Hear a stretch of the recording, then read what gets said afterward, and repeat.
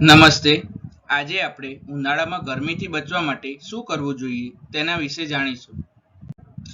શરીરમાં પ્રવાહીની માત્રા ઓછી ન થાય તે માટે ઓઆરએસ અથવા ઘરે બનાવેલા પીણા જેવા કે છાશ, લસ્સી, લીંબુ પાણી, ભાતનું ઓહામણ, નારિયેળ પાણી પીવું જોઈએ. વજન તેમજ રંગમાં હળવા પ્રકારના સુતરાઉ વસ્ત્રો પહેરવા જોઈએ, જેનાથી આપણે ગરમીથી બચી શકીએ. જો તમે ઘરની બહાર હોવ તો માથાનો ભાગ કપડાં, છત્રી કે ટોપીથી ઢાંકી રાખવો જોઈએ. આંખોના રક્ષણ માટે સનગ્લાસીસ અને ત્વચાના રક્ષણ માટે સનસ્ક્રીન લગાવવી જોઈએ અને પ્રાથમિક સારવારની તાલીમ લેવી જોઈએ, જેનાથી આપણે ગરમીથી બચી શકીએ. લૂ લાગવાની સૌથી વધુ સંભાવના છે તેવા બાળક, સગર્ભા, વૃદ્ધ, બીમાર વ્યક્તિ અને વધુ વજન ધરાવતા વ્યક્તિની વિશેષ કાળજી રાખવી જોઈએ. કામદાર અને નોકરીદાતાઓએ આટલું ધ્યાન જરૂર રાખવું જોઈએ, જેમ કે કાર્યના સ્થળે પીવાના ઠંડા પાણીની વ્યવસ્થા રાખવી જોઈએ. તમામ કામદાર માટે આરામની વ્યવસ્થા, શુદ્ધ પાણી, છાશ, ઓઆરએસ, પ્રાથમિક સારવારની પેટીની વ્યવસ્થા કરવી જોઈએ. કાર્ય કરતી વખતે સીધો સૂર્યપ્રકાશ આવે તેવી સ્થિતિને ટાળવી જોઈએ, તેમજ વધુ મહેનત લાગે તેવું કામ ઠંડા દિવસે કરવું જોઈએ કાં તો ઠંડા સમયે કરવું જોઈએ. બહારની પ્રવૃત્તિ માટે વિશ્રાંતિ સમય અને તેની સંખ્યા વધારવી જોઈએ, એટલે કે આરામનો સમય વધારવો જોઈએ. જે કામદાર વધુ ગરમીવાળા વિસ્તારના કાર્ય માટે ટેવાયેલા નથી તેમણે હળવું તેમજ ઓછી અવધિ માટે કામ આપવું જોઈએ અથવા કરવું જોઈએ. સગર્ભા સ્ત્રીઓ તેમજ શારીરિક નબળાઈ ધરાવતા કામદાર ઉપર વિશેષ ધ્યાન આપવું જોઈએ. કામદારોને હીટવેવ એલર્ટ વિશે માહિતગાર કરી શક્ય હોય ત્યાં સુધી ઘરમાં જ રહી ઘરગથ્થુ ઉપાય કરવા જોઈએ, જેવા કે કાચી કેરી સાથે ડુંગળીનું ધાણાજીરું નાખેલું કચુંબર લૂ લાગવાની શક્યતાને ઘટાડી દે છે.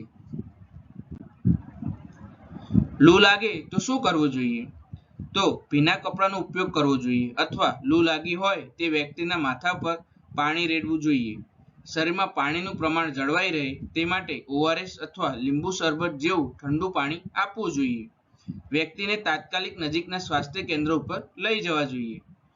જો શરીરનું તાપમાન એક ધારું વધતું હોય, માથાનો અસહ્ય દુખાવો હોય, ચક્કર આવતા હોય, નબળાઈ હોય, ઉલટી થતી હોય કે બેભાન થઈ ગયો હોય તો તાત્કાલિક એમ્બ્યુલન્સને બોલાવવી જોઈએ. તડકામાં ત્વચા બળી જવાની શક્યતા રહે છે, જેને સનબર્ન કહેવામાં આવે છે. એટલા માટે ઉનાળામાં સૂર્યથી રક્ષણ કરવું ખૂબ જ મહત્વપૂર્ણ બની જાય છે, કારણ કે જો સૂર્ય સીધા ચહેરા પર અથડાય તો તે હીટ સ્ટ્રોકનું કારણ બની શકે છે. એટલા માટે બહાર નીકળતા પહેલા તમારું મોં અને માથું કાપડથી ઢાંકવું જોઈએ. તમારા માથા પર કાપડ બાંધવાની અથવા કેપ પહેરવાની ખાતરી રાખવી જોઈએ. લીલા શાકભાજી દરેક ઋતુમાં ફાયદાકારક હોય છે. ઉનાળાની ઋતુમાં લીલા શાકભાજી ખાવાથી ખૂબ જ ફાયદો થતો હોય છે. લીલા શાકભાજી શરીરમાં આયર્ન, કેલ્શિયમ અને પાણીની ઉણપને પૂરી કરીને ઉનાળામાં સ્વાસ્થ્યને લગતી અનેક સમસ્યાઓથી છુટકારો આપવામાં અસરકારક છે. તેઓ શરીરની રોગપ્રતિકારક શક્તિને પણ વધારે છે અને મોસમી રોગો સામે રક્ષણ આપવામાં મદદ કરે છે.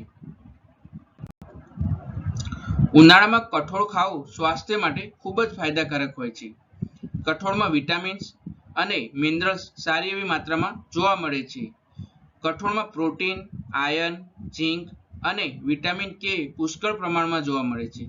આવી સ્થિતિમાં કઠોળનું સેવન કરવાથી શરીરમાં પોષક તત્વોની ઉણપને પૂરી કરવામાં મદદ મળે છે. તેથી કઠોળનું સેવન ઉનાળાની ઋતુમાં કરવું જોઈએ. ઉનાળામાં તરબૂચનું સેવન પણ કરવું જોઈએ, કેમ કે તરબૂચ ખાવાથી ભૂખ ઝડપથી ઓછી થઈ જાય છે, જેનાથી વજન ઓછું થાય છે. જો તમે પણ વજન ઓછું કરવા માંગો છો તો રોજ તરબૂચનું સેવન કરવું જોઈએ. રોગ પ્રતિકારક શક્તિને વધારો કરે છે તથા તરબૂચમાં હાજર વિટામિન સી, વિટામિન એ અને ફાઇબર રોગ પ્રતિકારક શક્તિને વધારવામાં મદદ કરે છે. તરબૂચનું સેવન ઇન્ફેક્શનથી બચાવે છે અને પાચન પ્રક્રિયાને સ્વસ્થ રાખે છે. નારિયેળ પાણી પીવાથી શરીરમાં એકઠા થયેલા યુરિક એસિડ અને કેલ્શિયમ પણ બહાર નીકળી જાય છે. તેથી ઉનાળાની ઋતુમાં નારિયેળનું પાણી પીવું જોઈએ. ખાલી પેટે નારિયેળ પાણી પીવાથી સ્થૂળતા ઓછી કરી શકાય છે. નારિયેળ પાણીમાં ભરપૂર માત્રામાં ફાઇબર હોય છે, જે વજન ઘટાડવામાં મદદ કરે છે. નારિયેળ પાણી પીવાથી શરીરમાંથી ઝેરી તત્વો બહાર નીકળી જાય છે અને મેટાબોલિઝમ પણ વધે છે. ઉનાળામાં પાણીનું પ્રમાણ ઘટાડવું ના જોઈએ. પાણી ખૂબ માત્રામાં પીવું જોઈએ. તેથી પાણી પીવાથી તમારા શરીરની પાચન શક્તિ 24%થી પણ વધારે થઈ જતી હોય છે. આનો સીધો અર્થ એવો થાય છે કે તમે ભોજનને ઝડપથી પચાવી શકો છો અને આની સાથે તમે તમારું વજન પણ થોડું ઘટાડી શકો છો. ખાલી પેટ પાણી પીવાથી શરીરમાં રેડ બ્લડ સેલ્સ ખૂબ જ ઝડપથી વધે છે. જેથી ધીરે ધીરે શરૂ કરીને રોજ 4 ગ્લાસ પાણી પીવાની આદત અવશ્ય પાડવી જોઈએ. તેનાથી વધારે પીવું જોઈએ, ઓછું ના કરવું જોઈએ, જેનાથી આપણે ઉનાળામાં સ્વસ્થ રહી શકીએ છીએ.